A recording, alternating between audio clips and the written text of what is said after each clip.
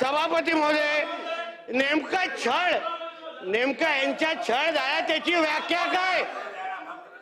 स्वतः लोकांची घरं तोडण्यासाठी हे तक्रारी करतात, केंद्रीय मंत्र्यांना अटक होण्यासाठी यांच्या फोन, आणि यांचा छळ झालाय.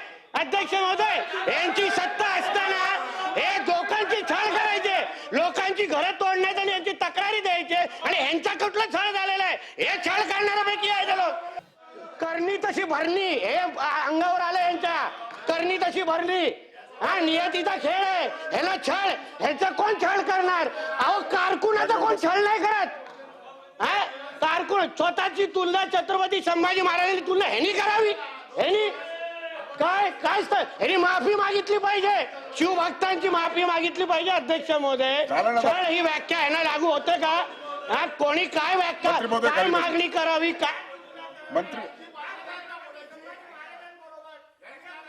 सभापती महोदय, मला असं वाटतं या संदर्भामध्ये प्रवीण दरेकर, त्याचबरोबर मंत्री